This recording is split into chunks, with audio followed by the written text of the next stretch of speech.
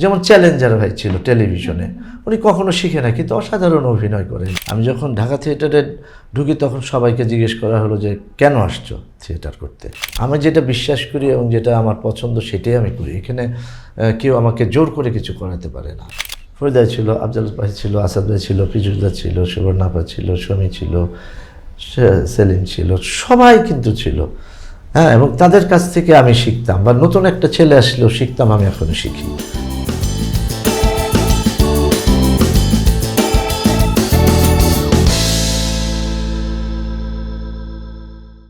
Hello viewers, আমি Priti Dutta. Welcome to my podcast directors take let's talk with Priti Dutta.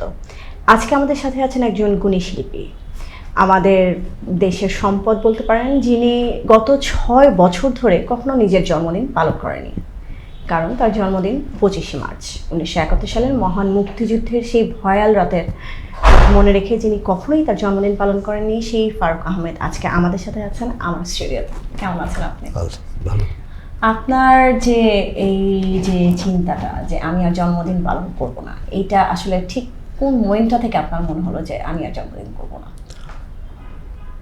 এটা আমি চিন্তা করেছি যখন হঠাৎই আসলে একদিন মনে হলো যে আমি যে খুব আমাদের ফ্যামিলিতে কখনোই জন্মদিন ওইভাবে পালন করা হতো না, যে একদম ঘটা করে কখনোই পালন করা হতো না, যেহেতু আমরা একটা মধ্যবিত্ত বা নিম্ন মধ্যবিত্ত ফ্যামিলির মানুষ। আমার বাবা ছিলেন স্কুল টিচার, যদি সরকারি স্কুলের হোস্টেল সুপারিনটেন্ডেন্ট ছিল, ভালো ভালো স্কুলে, Dhanmondi government boys high school, Mohammadpur government boys high school, government laboratory school. কিন্তু তখনকার শিক্ষকদের তো অনেক টাকা ছিল না, আমরা 4 ভাই বোন ছিলাম, যে কারণে ওই ধরনের চিন্তাই ছিল না যে জন্মদিন পালন করতে হবে। কিন্তু আমি ডেটটা জানতাম। তো 25শে মার্চের যে দিন, রাত গেল, কালো রাত্রি, তো তারপরে আমার এটা মাথায় আসে না ওইভাবে। আর জন্মদিনটাও আমি ওইভাবে চিন্তা করিনি, কারণ যেহেতু আমি পালন করি না। তো গত 6 বছর আগে হঠাৎ করে আমার মনে হলো যে এটা তো মানে যখন আমি বিয়ে করলাম, বাচ্চা হয়ে গেল, আমার মেয়ে চায় যে জন্মদিন পালন করা এরকম। তো প্রথমে 1-2বার করলাম, তারপর হঠাৎ মনে হলো তো এটা আমার তো জন্মদিন 25শে মার্চ। এই রাত্রির কথা আমার মনে পড়ে সবসময়। আমি তখন মোহাম্মদপুরে থাকতাম আমি, কিন্তু আমরা জানুয়ারি মাসের 25শে মানে 1971 সালের জানুয়ারি শেষের দিকে আমরা পুরানো ঢাকায় চলে গেছিলাম ওখান থেকে। কারণ ওইখানে খুব ডিস্টার্ব করছিল, ওখানকার যে বিহারি যারা ছিল তারা আমাদের খুব ডিস্টার্ব করতো। কারণ কি ওই স্কুলটা হওয়ার কথা ছিল Mohammadpur government school, Urdu speaking school, কিন্তু সেটা ওখানকার বাঙালির আবার আন্দোলন করে একটা বাংলা স্কুল করেছে, যে কারণে ক্ষোভ ছিল বিহারিদের একটা। আর আপনার বাবা যেহেতু স্কুল টিচার। হ্যাঁ হ্যাঁ হ্যাঁ, আমরা কোয়ার্টারেই থাকতাম, হোস্টেলে। তো আমরা ওখান থেকে চলে গেলাম ইয়েতে পুরান ঢাকায়, আমাদের আত্মীয়ের বাড়িতে, ওখানেই ছিলাম। তারপর তো 25শে মার্চে হঠাৎ যা ঘটলো, আমরা খবর পেলাম যে আমাদের বাসা টাসা সব পুড়ে দিয়েছে। তো তারপর আমরা ওখান থেকে 27শে মার্চ আমরা বুড়িগঙ্গা পাড়ি দিয়ে ওই দিক থেকে আমরা গ্রামে চলে গেলাম। তো এইসব ঘটনা যখন আমার স্মৃতিতে ভাসলো, তখন আমার মনে হলো যে না, এই রাতে হাজার হাজার মানুষ মারা গিয়েছে। তো এই রাতটি বা এই দিনটি একটা কালো রাত বলে, এটা আমার মনে হয় পালন করাটা ঠিক হবে না। যারা মারা গেছেন তাদেরকে কষ্ট দেওয়া হবে, ওই ধারণা থেকে আমি তারপরে থেকে আমি আর পালন করি না। মানে যতটুকুই পালন করতাম ওটাও এখন আর করি না। আমাদের মানিকগঞ্জ অনেক কালচারাল, অনেকে হয়তো জানে না, আমিও মানিকগঞ্জের। আর আমি তো প্রথমে যখন আপনাকে সেটে পেয়েছি এবং কথায় কথায় যখন আসলো যে আমরা দুইজনই মানিকগঞ্জের, এরপর আপনি যেভাবে আমাকে আপন করে নিয়েছেন, সেটা আসলে এটা হয়তো আমার সৌভাগ্য। আমার এই স্বল্প ক্যারিয়ারে আমি আপনাদের মতো অনেক মানুষের আশীর্বাদ পেয়েছি। আপনাকে যদি বলি, মানিকগঞ্জের আসলে তো কালচারটা অনেক রিচ। আমাদের ওখানে যাত্রা বা হচ্ছে ধরেন একটা জারি গান একটা অলওয়েজ একটা কালচারাল একটা সিচুয়েশন ছিল। এবং আমি দেখতাম যে ছোটবেলায় সিনেমা মানেই মানিকগঞ্জের রাস্তা, মানিকগঞ্জের ঘাট। এখন যখন দেখি যে ওই সিনেমাগুলো, আরে এটা তো আমাদের ওই রাস্তাটা। তো ওই এনভায়রনমেন্টটা কি আপনি কখনো পেয়েছেন? ওই এনভায়রনমেন্টটা আমি আসলে ঢাকা শহরেই 3 বছরের বয়সে আমি ঢাকায় চলে আসি, কিন্তু আমার মানিকগঞ্জের সাথে প্রচুর যোগাযোগ ছিল। আমরা আমরা কখনো মানিকগঞ্জ শহর দিয়ে আমাদের গ্রামে যাই না, আমাদের গ্রাম ছিল হরিরামপুর থানায়। তো ওইটা যেতাম আমরা ইয়ের থেকে, সদরঘাট থেকে লঞ্চে পদ্মা দিয়ে যে আমরা ঘাটে নামতাম। তখন আমাদের বাড়ি ছিল পদ্মার ঘাট থেকে 2-2.5 মাইল দূরে, যেটা 71 সালে আবার অগাস্ট সেপ্টেম্বর মাসে নদীতে নিয়ে গিয়েছিল ভেঙে। তো যে কারণে প্রশ্নটা যেন কি ছিল, যে ওইখানকার সংস্কৃতি আপনি কতটা পেয়েছেন? হ্যাঁ, ওইখানকার সংস্কৃতিটা পেয়েছি অনেক বেশি, কারণ আমরা প্রায় গ্রামে যেতাম। মানে একটা ছুটি, যেহেতু আব্বা টিচার ছিলেন, ঈদের সময় 1 মাসের ছুটি, স্কুল বন্ধ, রমজানের সময়, আম কাঁঠালের ছুটি, কোরবানির ঈদের ছুটি, বা এমনিও আমরা চলে যেতাম গ্রামে। যেখানে আমার গ্রামের অনেক গল্প আছে, অনেকে যদি আমি যদি বলি এখন মনে করবে যে আমি ওদের গ্রামেই ছিলাম। তো আমি আর তারপরে ওই যুদ্ধের 9 মাসের 6 মাস আবার গ্রামে ছিলাম। পরে নদীতে যখন ভাঙলো তখন আবার ঢাকায় চলে আসছিলাম। তো ছোটোবেলায় যখন আমি গ্রামে যেতাম তখন আমার বড় ভাই, তারপরে আমার চাচাতো ভাই যারা ছিলেন তাদের সাথে আমি যাত্রা দেখতে যেতাম, নিউ বাসন্তী অপেরা, তারপরে এরকম অনেক যাত্রা। এবং তখন থেকে আমার, আর তারপরে যখন বাজারে যেতাম, বাজারে সামিয়ানা টানে একটা অন্ধ লোক দোতারা বাজে, বেহালা বাজে, গান গাচ্ছে। তখন ওই সময়টা, এটা আমার বয়স তখন 7 বছর 6 বছর এইরকম। আমি যাইতাম আমার বাবার সাথে অথবা বড় ভাইয়ের সাথে, আমি মুগ্ধ হয়ে ওইগুলি দেখতাম। কিন্তু তখন আমি ওইটা বুঝতাম না যে এখানের কালচারটা তো হাই, এত ডেভেলপড। আমি কিন্তু তখন আসলে এত বুঝতাম না। কিন্তু তখন থেকে আমার কালচারালি একটা চিন্তা ভাবনা হয়তোবা ভিতরে ভিতরে ভালো লেগে গেছে। যখন যাত্রা দেখতাম, মুখে কড়া মেকআপ দিয়ে যখন পাত্রপাত্রী অভিনয় করতো, আমি মুগ্ধ হয়ে দেখতাম। শীতকালে, বিশেষ করে শীতকালে, সেই সময় রমজান মাস ছিল শীতকালে ওই সময়টায়, এই যে আবার ফিরে আসছে আর কি, এটা তো ঘুরে ঘুরে আসে। তো তখন আমি ওদের সাথে যেতাম, যাত্রা দেখতে যেতাম, বা অন্য সময় গেছি, কিন্তু শীতকালটায় বেশি এই যাত্রাপালা, গান, এটা স্বাভাবিক, যেহেতু বৃষ্টির দিনে কম হতো গ্রামে। তো তারপরে আবার ওখানে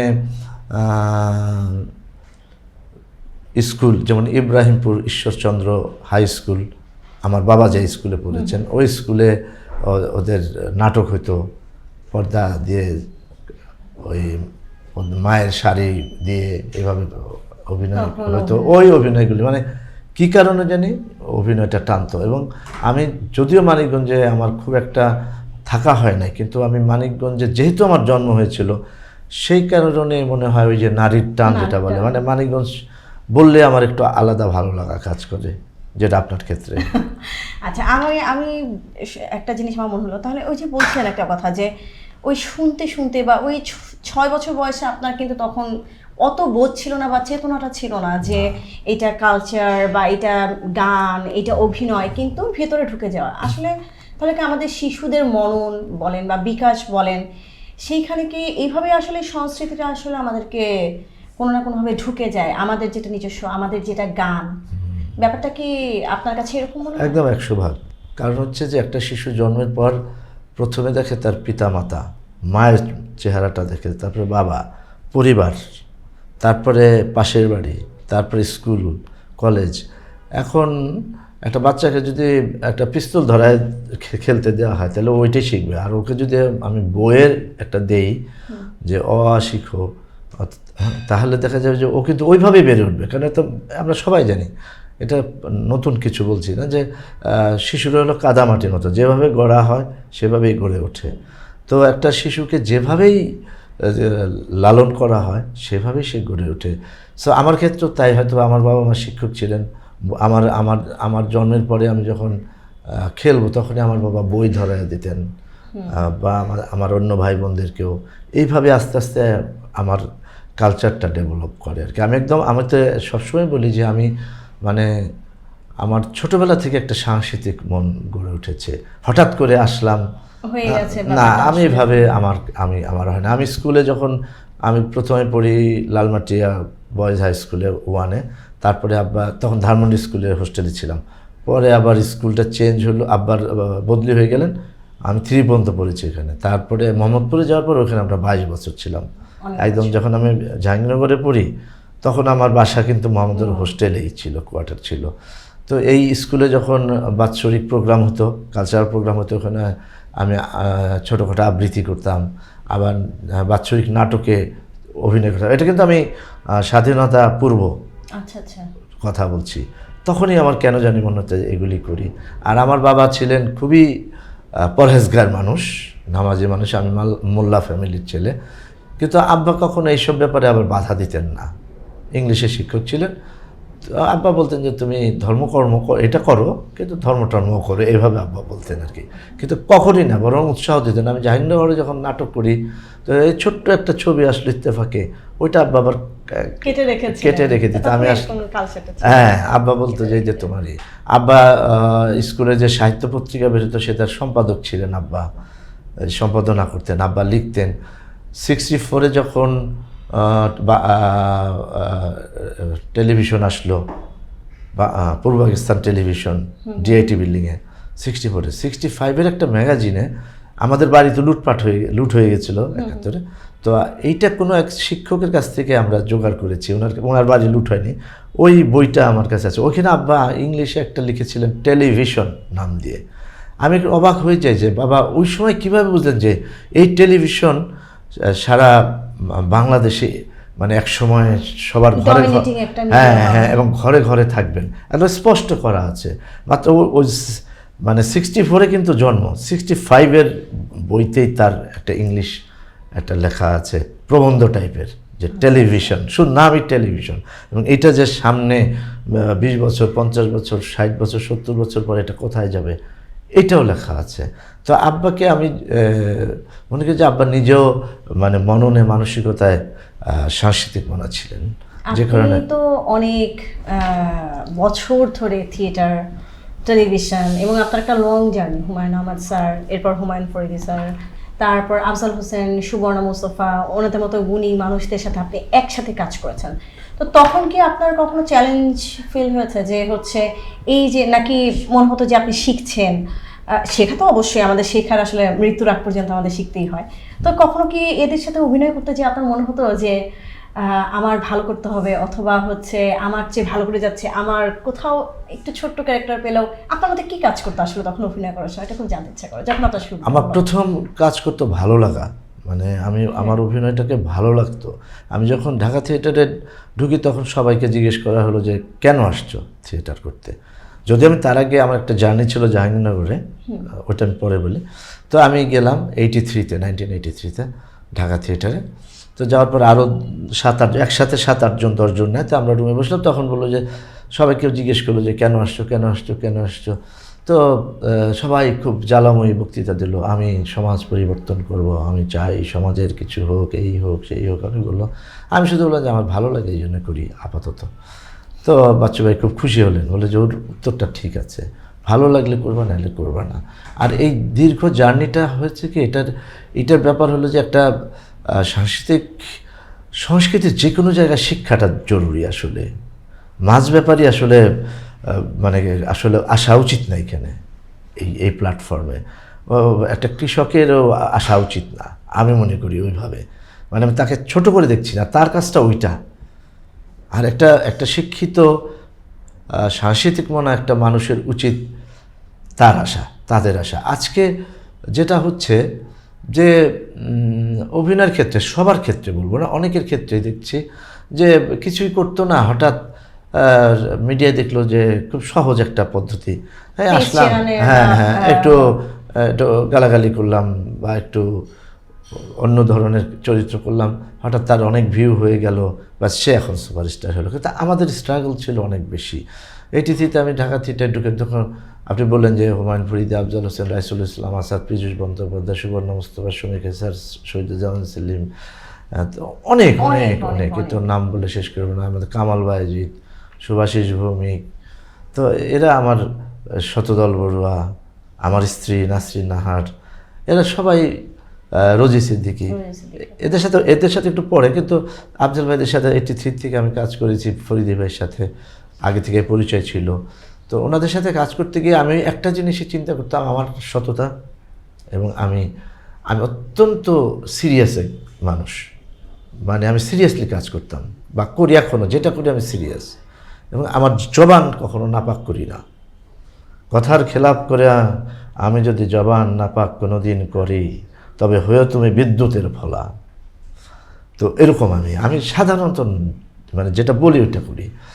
তো এইভাবে আস্তে আস্তে এই নাসিরুদ্দিন ইউসুফ বাচ্চু ও আরও একজন মহান লেখক নাট্যাচার্য সেলিম আল দীন আমাকে ছোট ভাই বন্ধুর মতো জানতেন। আমি কিছু বড় বড় মানুষের সাথে সান্নিধ্যে ছিলাম, অনেক বড় বড় মানুষ যারা আমাকে ছোট ভাই ভাবতো, বন্ধু ভাবতো। বাচ্চু ভাই, তারপরে সেলিম আল দীন, তারপরে যাদের আমি অভিনেত্রী যাদের কথা বললাম, এদের সাথে আমি মানে আমার চমৎকার একটা মেলবন্ধন ছিল। দলেও আমি চাইতাম যে শিখবো ওনাদের সাথে। আমার কোয়েক্টর সবাই ছিল, ফরিদা ছিল, আফজাল ভাই ছিল, আসাদ ভাই ছিল, পিজুদা ছিল, সুবর্ণাপা ছিল, সমী ছিল, সেলিম ছিল, সবাই কিন্তু ছিল। হ্যাঁ, এবং তাদের কাছ থেকে আমি শিখতাম, বা নতুন একটা ছেলে আসলেও শিখতাম। আমি এখনও শিখি। এখনও যে একটু আগে বললাম যে অনেকে আসে, হঠাৎ করে কিছু হয়, এর বাইরেও কিন্তু ব্যতিক্রম আছে। অনেকেই হয়তোবা কিছু শিখে আসে নাই, যেমন চ্যালেঞ্জার ভাই ছিল টেলিভিশনে, উনি কখনো শিখে নাই কিন্তু অসাধারণ অভিনয় করেন। আমি এখনও মুগ্ধ হয়ে আমি এখনও দেখছিলাম আস্তে আস্তে ওনার একটা আমার ডাক্তার রেজাজার ওনার একটা ক্লিপ, মানে ওনার এক্সপ্রেশন কোথায় থেকে শিখলো, কোথায় থেকে আসলো আমি জানি না, বুঝি না। আর আমরা আসছি শিখতে কষ্ট করতে লাথি খেতে এখানে আমার আশা। ক্লিপ শব্দটা মানে একটা জিনিস মনে হলো, আগে যখন বিটিভি ছিল একটা মাধ্যম ছিল, তখন কিন্তু আপনাদের দর্শক ছিল পুরো বাংলাদেশ, একটাই প্ল্যাটফর্ম ছিল, সবাই দেখতো, অর্থাৎ সবার এত অপশন ছিল না, কিন্তু আপনাদের সংলাপগুলো মানুষের মুখে মুখে ছিল। এখন তো মিডিয়াম ডিফারেন্ট হয়ে গেছে, এখন হয়ে গেছে ক্লিপ। এখন কিন্তু আবার ওই জিনিসগুলো ফিরে আসছে, যেগুলো আমরা হয়তো মিস করেছি বা দেখিনি, ওই ক্লিপ আকারে চলে আসছে। আপনার এই রিসেন্ট একটা ফেসবুক পোস্ট খুব ভাইরাল হয়েছিল, যেটা হচ্ছে কি ভোট। হ্যাঁ, আমার একটা সমাজের ভোট চেয়ারম্যান চাচারে দেন নাই, আমি ভোট জায়গা মতো হয়ে দিছি। আমি নিজে একজন দুষ্টু লোক হয়ে আর একজন দুষ্টু লোককে ভোট দিই কেমনে? হ্যাঁ, এটা খুব ভাইরাল হয়েছে। হ্যাঁ, এটার ভাইরাল মানে কি, এটা 2,40,00,000 এটার ভিউ হয়েছিল। তো ওটা তো হুমায়ুন আহমেদের একটা গিমিক, একটা অন্যরকম ব্যাপার ছিল। তারপর আরো কিছু আপনার কিছু না রে ভাল লাগে না, এরকম আমি বেশ কিছু ক্লিপ দেখেছি। তো এই জিনিসটাকে আপনি কিভাবে নেন? তখনকার এক ধরনের মানুষের এক ধরনের রিসিভিং ধরন ছিল, এখন আর একটা ধরন, এটা ব্যাপারটাকে আপনি কিভাবে? এটা হল একদিক দিয়ে ভালো এটার। আর আমি সবসময় পজিটিভ মানুষ, তো আমি কাউকে ওই গালাগালিও করতে চাই না। যে করে সে করুক, যে যেভাবে করে, আমি আমার মতো চলি। আমি যেটা বিশ্বাস করি এবং যেটা আমার পছন্দ সেটাই আমি করি। এখানে কেউ আমাকে জোর করে কিছু করাতে পারে না।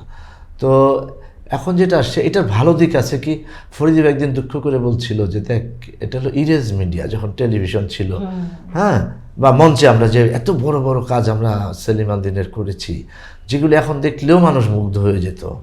কীর্তনখোলা, কেরামত মঙ্গল, হাত হদাই, জৈবতী কন্যার মন, বনপাংশুল, চাকা, মানে এক একটা মানে থিয়েটারের এই জায়গাটা ছিল, মানে আমি বিশাল ব্যাপার ছিল। এবং এটা বাংলা নাটকের ক্ষেত্রেও একটা বড় একটা জায়গা, কিন্তু অনেকেই কিন্তু এটা জানে না, কারণ ওইটার কোনো কিছু নাই। কিন্তু এখন যেটা হয়েছে, ফরিদ একদিন দুঃখ করে বলল যে দেখ, আমি ধূর্ত হয়ে করলাম কীর্তনখোলা, কেরামত মঙ্গল, এত বড় বড় নাটকে, মঞ্চ নাটকে করলাম, মঙ্গল কাব্য, কেরামত মঙ্গলের বিশাল প্ল্যাটফর্ম, কীর্তনখোলার প্রায় 60 জন অ্যাক্টর অ্যাক্ট্রেস আমরা পারফর্ম করেছি। তো ফরিদা বললো যে আমি একটা খারাপ লাগে, দেখ আমি চলে যাব কিন্তু আমার কিছু থাকবে না, কারণ ইরেজ হয়ে যায়। আমি যতদিন স্ক্রিনে থাকছি ততদিন আছি। কিন্তু এটা ভালো দিক হচ্ছে যে আমি যে সেই 30 বছর আগে যে নাটকটা করেছি সেটার একটা ক্লিপ আছে, দর্শক দেখছে, এবং একটা 5-6 পরে সে ছেলেটা আমার ডায়লগটা বলে, আমার তখন ভালো লাগা কাজ করে। এটা আমি খারাপ দিক দেখছি না, মানে ভালো তো ভালোই। এখন সব কিছুরই এটা ভালো জিনিসটাই তো আপেক্ষিক। ভালো যে আমার কাছে যেটা ভালো, হ্যাঁ, আমার কাছে যেটা ভালো আরেকজনের কাছে সেটা ভালো নাও লাগতে পারে, কিন্তু আমি সবসময় আমি নিজেকে যাচাই করি ওই নাই নো দাই সেলফের মতন আর কি। আমি নিজেকে জানি, আমাকে যদি বলে যে আপনি তো অমিতাভ বচ্চন বাংলাদেশে, আমি কিন্তু এটা আমি বুঝবো যে এটা আমাকে বলছে আর কি বলার জন্যে। আমি তো আপনি তো অত বড় অভিনেতা, এটা আমি, কারণ আমি জানি আমি কি। তবে আমার বিশ্বাস যে আমি যদি ওই ধরনের চরিত্র, যেমন চার্লি চ্যাপলিন যে এরকম চরিত্র করেছে, নির্বাক ছিল, আমাকে সবাক দিলে আমি মনে করি যে আমি চেষ্টা করতে পারবো। ওই আমার ওই কনফিডেন্স আছে যেমন ওই রকম করতে পারবো। চার্লি চ্যাপলিনের অনেক ছবি আছে যে খুবই মজার আনন্দের, কিন্তু লাস্টে গিয়ে এমন একটা ব্যথা যে ক্ষুধার জ্বালায় সে জুতা খায়, চামড়া খায়। এই ধরনের কাজ মানে আমার খুব প্রিয়, এবং আমার বিশ্বাস যে আমি এটা করতে পারবো। আপনি অবশ্যই সেটার যোগ্য, এবং প্রত্যেক অভিনেতার মধ্যে অভিনয়ের ক্ষুধা থাকে, এটাই হয়তো অভিনেতাকে বাঁচিয়ে রাখে বা আরও একটা কাজ করে। নাহলে তো মানুষ শেষ হয়ে যেত। আমার যেটা ব্যাখ্যা যে মানুষ শেষ হয়ে যেত, কাজের আগ্রহ নষ্ট হয়ে যেত। আমাদের বোধহয় ওই চাহিদাটাই আজীবন থাকে, আমি করতে পারলাম না, আমি ওইটা করতে চেয়েছিলাম। সেখান থেকে আসলে শিল্পীর ছুটে চলার তাগিদটা তৈরি হয়।